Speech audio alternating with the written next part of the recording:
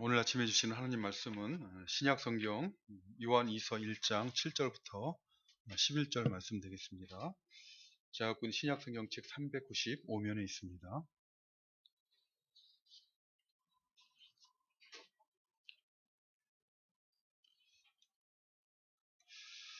오늘 본문 말씀 요한이서 1장 7절부터 11절까지 찾으신 줄 알고 봉독해 드립니다. 미혹하는 자가 세상에 많이 나왔나니 이는 예수 그리스도께서 육체로 오심을 부인하는 자라. 이런 자가 미혹하는 자요 적그리스도니 너희는 스스로 삼가 우리가 일한 것을 잃지 말고 오직 온전한 상을 받으라. 지나쳐 그리스도의 교훈 안에 거하지 아니하는 자는 다 하나님을 모시지 못하되 교훈 안에 거하는 그 사람은 아버지와 아들을 모시느니라. 누구든지 이 교훈을 가지지 않고 너희에게 나아가거든 그를 집에 들이지도 말고 인사도 하지 말라. 그에게 인사하는 자는 그 악한 일에 참여하는 자임이라. 아멘. 오늘은 열두 사도 중에 가장 오래까지 늦게까지 살면서 복음을 전했던 요한이 요한이서를 통해서 교회에게 권면하는 두 번째 권면의 내용이 무엇인가 하는 것을 살펴보도록 하겠습니다. 첫 번째 권면의 말씀은 우리가 지난주에 살펴본 것처럼 서로 사랑하자라는 것이었습니다. 사실 이 서로 사랑하자라는 이 첫 번째 권면의 말씀은 신자라면 누구나 잘 아는 말씀입니다. 물론 그 말씀대로 사는 것이 쉽지 않은 것이 사실이지만 그러나 굳이 말하지 않아도 신자라면 누구나 서로 사랑하라는 이 하나님의 말씀을 잘 알고 있을 것입니다.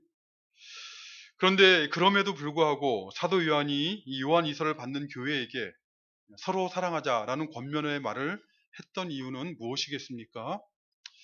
이 요한이서를 기록할 당시 교회가 처해있던 역사적인 배경을 생각할 때 이 서로 사랑하자라는 말을 하고 있는 이유는 이 서로 사랑하자는 것이야말로 이 당시의 교회 안으로 들어오기 시작한 이단으로부터 교회를 지키고 또 성도들의 믿음을 지키는 신앙적인 비결이 되었기 때문에 그렇습니다. 우리가 오늘 조금 더 자세히 살펴볼 것입니다만은 요한이서가 기록될 1세기 말경의 교회의 형편은 이 교회 안으로 영지주의 이단이 들어오기 시작했던 그런 때였습니다. 오늘날은 역사를 되돌아보면서 1세기 말 당시에는 영지주의 이단이 교회 안으로 들어오기 시작하였다라고 이렇게 말을 할 수가 있지만 당시에는 교회나 성도들이 그것을 분별하는 것이 쉽지 않았습니다. 그러나 교회 안으로 지금 영지주의 이단이 들어오고 있다는 영적인 형편을 분별하게 된 요한은 서로 사랑하는 것이야말로 교회와 성도들이 신앙을 지키는 신앙적인 비결이라는 것을 알았기 때문에 그는 서로 사랑하자라는 권면의 말을 하였던 것입니다. 요즘 월드컵 축구로 온 세상이 요란한 것 같습니다만 생각해 보십시오. 상대편 선수가 공을 넣으려고 우리 진영으로 공격해온다라고 생각해 보십시오. 수비수가 한 사람만 잘하면 혼자서 공격을 막고 실점하지 않을 수 있겠습니까? 공을 몰고 오는 상대편 공격수 한 사람만 수비수가 잘 막으면 실점하지 않을 수 있겠습니까? 물론 수비수 한 사람이 자기 자리를 지키며 최선을 다하는 것이 중요합니다. 그러나 아무리 수비수 한 사람이 자기 자리를 지키더라도 수비수 전체의 팀워크가 무너지면 공격을 당해낼 재간이 없습니다. 그러나 아무리 수비수 한 사람이 조금 부족하더라도 수비수들의 전체적인 팀워크가 잘 이루어지면 그 부족한 수비수를 뒤에서 뒷받침하면서 공격을 막을 수가 있습니다. 마찬가지로 이단들이 아무리 현란한 말로 그럴듯한 말로 교회와 성도들을 미혹한다 할지라도 교회와 성도들이 서로 잘 사랑하게 되면 미혹당하지 않을 수가 있는 것입니다. 이것은 성경에 기록되어 있는 말씀일 뿐만 아니라 실제로 우리가 경험하는 것도 그렇습니다. 오늘날도 신앙생활 하다가 이단에 빠진 사람들을 보면 대부분의 사람들이 이 교회 안에서 성도들 안에서 사랑을 받지 못하고 사랑에 굶주렸다가 이단의 간교한 말에 넘어가는 경우들이 적지 않습니다. 교회와 성도들이 서로 사랑하는 것이야말로 교회 안으로 들어오는 온갖 이단으로부터 교회를 지키고 성도를 지키는 신앙적인 비결인 것입니다. 이것을 인식한 장로인 요한은 서로 사랑하자라고 교회에게 권면했던 것입니다. 그런데 이렇게 서로 사랑하자는 이 권면과 함께 사도인 요한이 참으로 강조하며 교훈하고자 하는 것은 사실 이 사랑이 무엇인가 하는 것입니다. 사도 요한이 강조하고 있는 것은 이 사랑이라는 것은 하나님의 계명을 따라 사는 것이다 라는 것입니다. 적지 않은 사람들이 이 사랑에 대해서 성경에서 교훈하고 있는 것과는 매우 다른 이해를 가지고 살아가고 있습니다. 성경에서 교훈하고 있는 것과 다른 이해를 가지고 산다는 것은 비성경적인 세상적인 이해를 가지고 살아간다는 것이죠. 예를 들면 사도 바울은 고린도전서 13장에서 분명히 교훈하기를 내가 있는 모든 것으로 구제하고 또 내 몸을 불사르게 내어줄지라도 사랑이 없으면 내게 아무 유익이 없느니라 라고 교훈하고 있습니다. 사람들이 어렵고 힘든 사람을 보면 대부분이 모른 채 하지만 그러나 좀 양심이 있는 사람들은 자신의 재물을 조금은 내어줄 수가 있습니다. 그러나 자신이 가진 모든 것을 내어준다는 그것은 쉽지 않은 일이요 거의 불가능한 일이죠. 부모가 자식을 위해 불구덩이로 뛰어들어왔다는 말을 우리가 평생 살면서 혹시 말로 한두 번 들을 수 있을지는 모르지만 그러나 누군가 이웃을 위해서 자신의 몸을 불사르게 내어준다는 것은 거의 불가능한 것입니다. 그렇기 때문에 우리가 혹시 자신의 것을 다 내어주고 심지어 자신의 목숨까지 내어준 어떤 사람을 보게 된다면 그는 참으로 이웃을 사랑하는 사람이라는 생각을 하게 될 것입니다. 얼마나 이웃을 사랑하였으면 자신의 것을 다 내어주고 심지어 목숨까지 내어준다는 말인가 하는 생각을 하게 될 것입니다. 왜요? 자기 수준이 그렇기 때문에 그렇습니다. 자기라는 사람이 그런 사람이기 때문에 그런 것이죠. 그런데 하나님의 사도인 바울은 이 하나님의 말씀으로 교훈하기를 내게 있는 모든 것으로 구제하고 또 내 몸을 불사르게 내어줄지라도 사랑이 없으면 내게 아무 유익이 없느니라 라고 교훈하였습니다. 무슨 말입니까? 사랑이 없이도 자신의 것을 다 내어주어 구제할 수가 있고 심지어 자신의 몸을 불사르게 내어줄 수도 있다라고 말씀하고 있는 것이죠. 물론 자신의 것을 다 내어주고 심지어 목숨까지 내어주는 것은 아무나 할 수 없는 일인 것이 분명하지만 그렇기 때문에 사람의 시각에서 보면 그런 일들은 매우 고귀하고 칭찬받을 만한 일이 분명하지만 그러나 그럼에도 불구하고 신자들은 알아야 된다는 것이 자신의 것을 다 내어주고 심지어 목숨까지 내어줄지라도 사랑이 없을 수가 있다는 것입니다. 왜 그렇습니까? 성경에서 교훈하고 있는 사랑이라는 것은 하나님께서 인정해 주시는 사랑이라는 것은 그것은 그의 계명대로 행하는 것이기 때문에 그렇습니다. 하나님을 사랑하는 것은 하나님을 향하여 하나님의 계명대로 그 마음의 생각과 마음의 동기와 외적인 행위가 하나님의 계명에 일치하여 행하는 것이요. 이웃을 사랑한다는 것은 이웃에 대해서 행할 때 그의 마음과 그의 생각과 그의 동기가 그의 외적인 행위뿐만 아니라 그의 마음의 생각까지 하나님 앞에 하나님의 계명에 순종하여 진리를 따라 행하는 것입니다. 성도들이 서로를 사랑한다는 것은 그것은 하나님의 계명대로 서로를 대하는 것이요. 진리를 따라 행하는 것이라는 걸 기억하시고 서로를 사랑하는 일에 힘쓰는 신앙생활 하시기를 바라는 것입니다. 오늘 함께 읽으신 오늘 본문 말씀은 당시의 교회에게 장로인 요한이 권면하는 두 번째 권면의 말씀인데 두 번째 권면의 말씀은 무엇입니까? 오늘 본문을 시작하는 7절과 8절 말씀을 보면 미혹하는 자가 세상에 많이 나왔나니 이는 예수 그리스도께서 육체로 오심을 부인하는 자라. 이런 자가 미혹하는 자요 적그리스도이니 너희는 스스로 삼가 우리가 이러한 것을 잃지 말고 오직 온전한 상을 받으라 라고 권면하고 있습니다. 여기 미혹하는 자라는 것은 문자적으로는 길을 잃게 하는 자라 또는 방황하게 하는 사람이라 이런 뜻입니다. 길이요 진리요 생명이신 예수 그리스도로부터 영생의 길로부터 떠나가도록 유혹하는 자를 말하는 것입니다. 장로인 요한은 이 미혹하는 자가 누구인가를 분명하게 밝히고 있는데 이는 예수 그리스도께서 육체로 오심을 부인하는 자라라고 교훈하고 있습니다. 당시에 예수님께서 육체로 오심을 부인하는 자들은 영지주의자라는 사람들이었습니다. 당시에는 이 영지주의가 매우 다양한 형태로 이곳저곳에서 일어나고 있었는데 그들의 공통점은 여러 가지가 있지만 예수 그리스도께서 육체로 오심을 부인한다는 것이 매우 중요한 공통점이었습니다. 그들은 왜 예수님께서 육체로 오심을 사람이 되셨다는 것을 부인하는 것입니까? 하나님의 말씀이 성경에서 그렇게 교훈하고 있기 때문에 부인하는 것이 아니라 세상의 철학을 가지고 세상의 지식을 가지고 성경을 해석하고자 성경의 교훈을 말씀을 해석하고자 했기 때문에 부인하게 된 것입니다.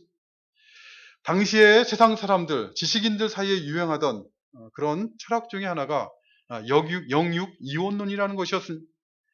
영적인 것은 원래부터 선한 것이고 물질적인 것은 본질적으로 악하다는 것입니다.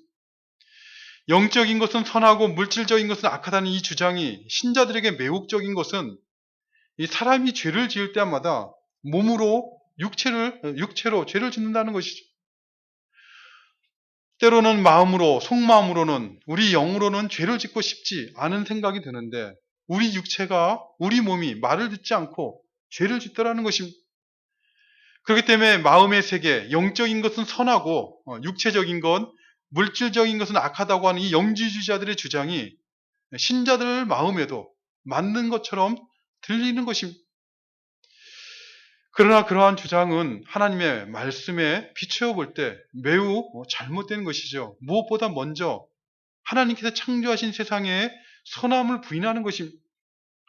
창세기 1장 31절 말씀을 보면 여섯째 날에 사람을 창조하신 하나님께서 사람을 비롯해서 지으신 모든 것들을 보시니 심히 좋았더라 라고 말씀하셨습니다. 그러니까 거룩하신 선하신 하나님께서 영과 육으로 창조된 사람을 비롯해서 창조된 모든 세계를 보시니 보시기에 심히 좋았더라 라고 말씀하셨는데 거기에 무슨 악이 있을 수가 있었겠습니까? 원래 하나님께서 창조하신 세상에서 사람의 영혼뿐만 아니라 그의 몸도 육체도 선하게 창조된 것입니다. 보이지 않는 영적인 것만 선한 것이 아니라 물질 세계도 하나님께서는 선하게 창조하신 것입니다.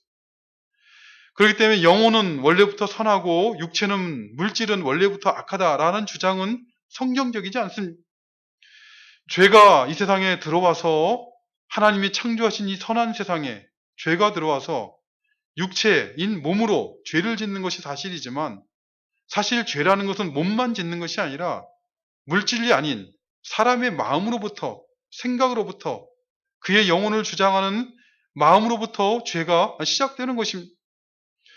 뿐만 아니라 구원에 대한 이해에 있어서도 영지주의자들의 이 생각은 하나님의 구원을 부인하는 것입니다. 영혼은 원래 선하고 육체는 물질적으로 원래 악하다라는 그들은 영혼만 구원을 받는 것이고 원래부터 악한 물질인 몸은 육체는 구원을 받지 않는다라고 주장을 합니다. 그러나 성경은 무엇이라고 교훈하고 있습니까? 영혼만 구원을 받는 것이 아니라 썩어버릴 우리 육체도 몸도 구원을 받는다라고 교훈하고 있습니다. 우리 주님께서 하늘의 영광을 가지고 심판자로 이 땅에 오시는 그날에 죽었던 자들은 영광의 몸으로 부활을 할 것이요. 그때 살아있던 자들도 영광의 몸으로 변하게 될 것이다 라고 분명하게 성경이 교훈을 하고 있습니다. 그래서 영혼과 육체의 완전한 구원을 성경이 교훈하고 있지 영혼만 구원받고 육체는 구원받지 못한다라는 그런 가르침은 이단적인 가르침인 것이죠. 반성경적인 가르침인 것입니다. 오늘 본문 말씀을 보면 장로인 요한은 영지주의자들을 구별할 수 있는 한 가지 특징을 교훈하고 있는데 영육, 이혼을 가르치는 그들은 예수 그리스도께서 육체로 오심을 부인한다는 것입니다. 영혼만이 선하고 육체는 더럽고 악한 것인데 하나님의 아들이신 예수님이 어떻게 악하고 추한 몸을 입고 사람의 몸을 입고 사람처럼 올 수 있느냐라고 그렇게 반문하는 것입니다. 하나님의 아들이신 예수님이 악하고 추한 죄에 갇혀있는 육체 안에 갇히신다는 것은 말도 안 된다라고 주장하는 것입니다. 만일 그렇게 되면 육신의 몸을 입는 순간 예수님은 죄의 지배를 받을 수밖에 없다라고 말하는 것입니다. 그래서 그들은 성육신하신 예수님은 실제로 사람의 몸을 입은 것이 아니라 우리 눈에는 그렇게 보이도록, 우리 눈에만 보이도록 마치 유령처럼 사람의 몸을 입은 것처럼 보이셨을 뿐이다라고 이렇게 가르쳤던 것입니다. 근데 문제는 이러한 주장은 단순히 어떤 이성적인 가르침, 논리적인 주장으로 끝나는 것이 아니라 기독교 신앙과 복음의 구원을 정면으로 부인하고 대적하는 가르침이 된다는 것입니다.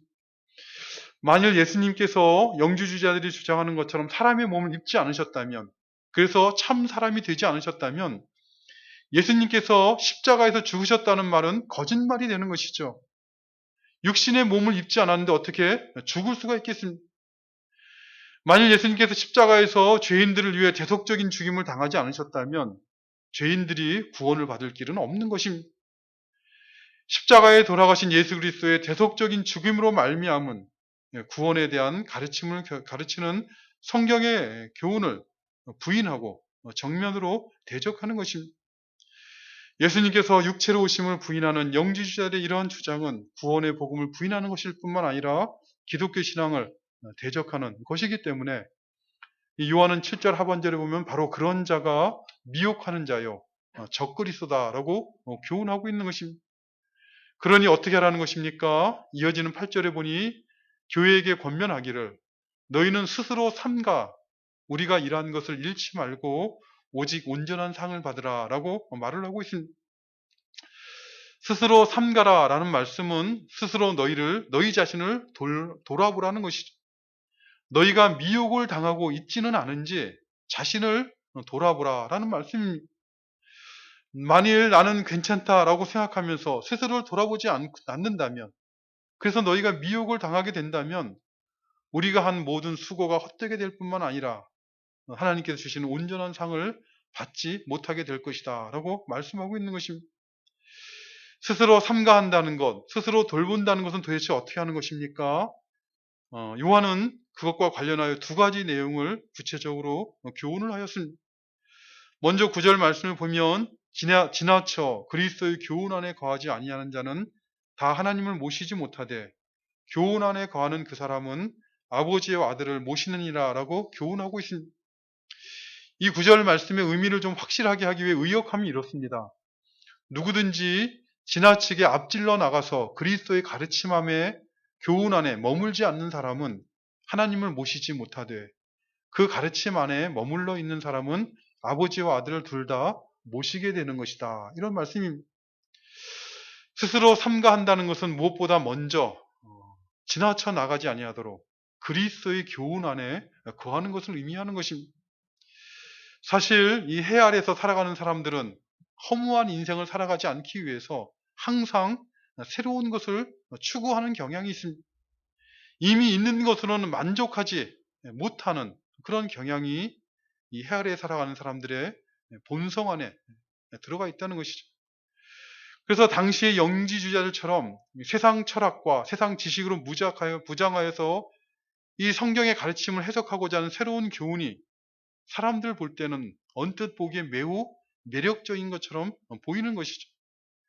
지금까지 받아왔던 교훈에서 한 걸음 더 나아간 것처럼 보이는 이 새로운 교훈을 듣게 되면 그것이 진리인 것처럼 보일 수가 있습니다.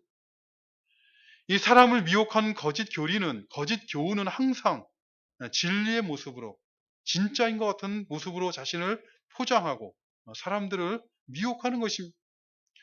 그렇기 때문에 장로인 요한은 그리스도의 교훈 안에 거하라 라고 권면을 하고 있습니다. 아무리 하나님을 섬기는 신앙생활을 한다고 할지라도 우리가 만일 하나님의 말씀보다 앞서 있다라고 생각하여서 스스로 하나님의 말씀을 판단하거나 또는 우리가 하나님의 말씀에 의존하지 않고 진리 지식을 스스로 가질 수 있다라고 그렇게 스스로를 지혜롭다 생각할 때 그때가 바로 미혹을 당하는 순간이 되는 것입니다. 그리스도의 교훈에 창념하지 않고 그리스도께서 어떻게 교훈하셨는가에 대한 말씀에 마음을 두지 않고 지나치게 나가는 순간에 자신도 모르게 진리를 벗어나 미혹을 당하게 되는 것입니다. 여러 가지 예를 들 수 있습니다만은 한 가지 예를 들자면 예수 그리스도의 재림과 관련해서 분명히 주님께서는 그날과 그 시는 하늘의 천사도 인자도 모르고 아버지 하나님만 아신다라고 분명하게 교훈하셨음에도 불구하고 하나님을 믿는다, 예수님의 재림을 기다린다 하는 사람들이 재림의 날을 예언하는 많은 이단들에게 얼마나 많이 미혹을 당하였습니까? 이 재림의 날을 예언하는 많은 이단들에게 사람들이 미혹을 당하는 이유가 무엇이었겠습니까? 그리스의 교훈에 창념하지 않고 지나쳐 나아갔기 때문에 그렇습니다. 하나님의 말씀이 가르치는 것까지 그 말씀에 창념해야 될 것인데 그 말씀을 벗어나서 자신의 지혜와 지식으로 무엇을 알 수 있는 것처럼 깨달을 수 있는 것처럼 말하는 자들에게 미혹을 당한 것이죠. 우리 말에 과유불급이라는 말이 있는 것을 잘 아실 것입니다. 정도를 지나치는 것은 모자란만 못하다라는 의미이죠. 신앙도 마찬가지입니다. 그리스도의 교훈, 하나님의 말씀을 지나쳐 믿게 되는 것은 비이성적인 광신이요 어리석은 것입니다. 오직 그리스도의 교훈 안에 거하는 사람만이 하나님을 모시고 살아가는 사람이요 하나님과 교제하는 것이 무엇인가를 맛보는 믿음의 비밀을 가지고 살아가게 되는 것입니다. 사실 오늘날도 돌아보면 신앙생활을 한다고 하면서도 하나님의 말씀을 이 시대에 뒤진 것으로 생각하고 또 이 시대에 맞지 않는 것으로 여기는 그런 사람들이 적지 않습니다.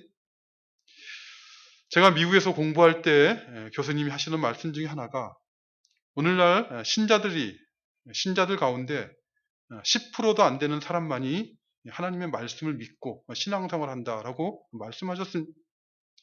그러니까 그분이 나름대로 전 세계 신자들의 그런 모습들 형편을 살펴볼 때 교회 다닌다고 해서 다 하나님 말씀을 믿고 신앙생활하는 것이 아니라 10% 정도 되는 사람만이 이 말씀이 성경이 진리의 말씀이라는 것을 믿고 살아간다라고 그렇게 말씀하셨습니다. 세상의 지혜와 처세술이 진리이고 하나님의 말씀은 죽은 진리인 것처럼 여기는 사람들이 적지 않다는 것이죠. 그러나 풀은 마르고 꽃은 시드나 우리 하나님의 말씀은 영원히 서 있는 진리의 말씀이라는 것을 잊어서는 안 되는 것입니다.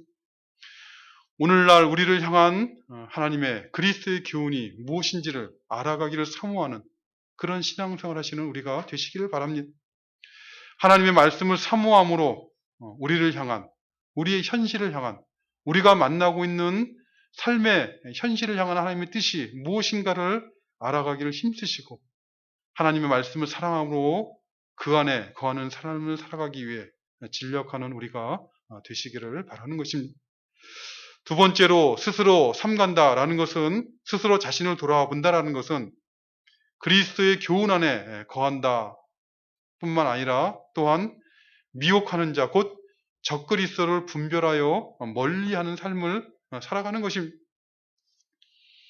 오늘 본문 10절과 11절 말씀을 보면 누구든지 이 교훈을 가지지 않고 너희에게 나아가거든 그를 집에 들이지도 말고 인사도 하지 말라. 그에게 인사하는 자는 그 악한 일에 참여하는 자임이라 라고 교훈하고 있습니다. 그러니까 그리스도의 교훈을 가지고 살아가지 않는 자가 너희에게 나아가거든 그를 집에 들이지도 말고 인사하지도 말라라고 말씀하고 있는 것입니다. 이 집에 들이지도 말고 인사하지도 말라는 말의 의미는 무엇이겠습니까? 이 말을 실제적으로 이해하기 위해서 만일 직장에 여러분들이 있는 사회생활을 하면서 직장에 이단 신앙을 가진 사람이 같이 함께 일하게 되었다. 같은 부서에 있다라고 생각해 보십시오. 직장 동료들이 모여서 집들이를 하게 되었는데 그 사람만 오지 못하게 하라라는 말씀이겠습니까? 또는 직장 생활을 하면서 매일 얼굴을 부딪히게 될 것인데 그 사람과는 볼 때마다 인사도 하지 말라라는 그런 말씀이겠습니까? 그렇지 않습니다. 그래서 문자적으로 지금 이해하고 이렇게 이해하려고 하는데 그렇지 않다는 것이 인사할 줄 알아야 되고 집들이가 있으면 집에 초대할 수도 있는 것입니다. 그래서 그에게 선한 영향력을 주어야 될 것입니다. 이 그를 집에 들이지도 말고 인사하지도 말라는 말씀은 그를 없는 사람처럼 그렇게 취급하라는 그런 말씀의 의미가 아닙니다. 그를 집에 들이지도 말고 해서 이 집이라는 것은 사실 개인의 집이라기보다는 이 문맥 안에서는 당시 형편 안에서는 신자들이 하나님을 예배하기 위해 모인 공적인 장소를 의미하는 표현입니다. 오늘날로 말하면 교회를 의미하는 것이죠. 인사라는 것도 개인적인 안부를 나누는 그런 인사라기보다는 신앙의 교제를 나누는 것을 의미하는 표현입니다.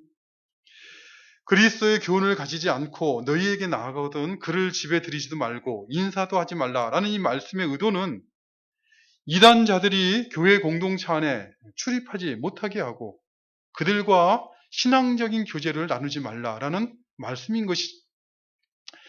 이단자들이 잘못된 가르침을 가르치는 자들이 교회 공동체 안에 들어와 발을 디디지 못하게 하여서 잘못된 교훈으로 성도들에게 해악을 끼치지 못하도록 그렇게 해야 된다는 것이요. 이단자들과 신앙의 교제를 하지 않도록 하여서 미혹하지 않도록, 미혹당하지 않도록 스스로 삼가라는 말씀입니다. 만일 그들과 인사를 나누게 되면 단순히 문자적인 인사가 아니라 그들과 신앙 안에서 마음을 나누고 믿음을 나누고 교제를 하게 된다면 그들과 영적인 교제를 하게 되면 그들의 악에 동참하게 되는 것이다 라고 교훈하고 있는 것입니다.